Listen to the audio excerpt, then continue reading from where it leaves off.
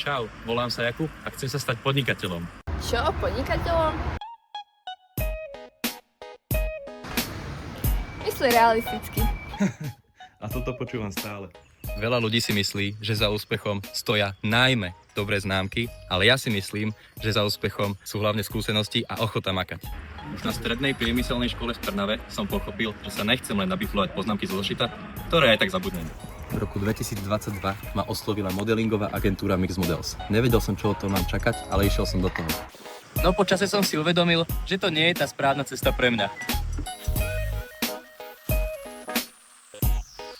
Prešiel som si aj brigádami ako napríklad Paketa či McDonald, ktoré ma naučili disciplíne a práci v tíme. No zároveň vo mne zapalili hlad po niečo vlastnom. A preto sa poslednú dobu venujem predaju oblečenia a doplnkov. Do začiatku som úplne nevedel ako na to, no postupne som zistil, po čom je dopyt a dostal som sa do toho. V škole som sa tiež nebal ukázať, čo vo mne je a preto som svoju maturitnú prácu dotiahol až na krajské kolo Sočky. Aj na súťaži Future Mechanical Engineers, kde som sa umiestnil na 5. mieste zo 40 účastníkov. Dokázal som, že viem svoje nápady nielen vytvoriť, ale aj obhájiť v silnej konkurencii. Ako predseda triedy som moderoval na viacerých akciách, alebo som moderoval našu stužkovú slávnosť pred stovkami ľudí. Nebojím sa výjsť zo svojej komfortnej zóny, čo som ukázal pri rôznych príležitostiach, ako napríklad frontflip do vody z 10 metrov.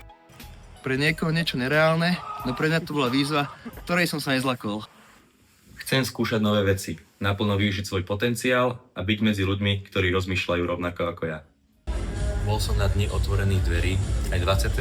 februára na workshope s inovatívnym podnikateľom a teraz už viem, že vaša škola je pre nás pravá, tak ako aj odbor inovatívne podnikanie, ktoré mi pomôže dosiahnuť, po čom túžim. Tak snáď sa vidíme.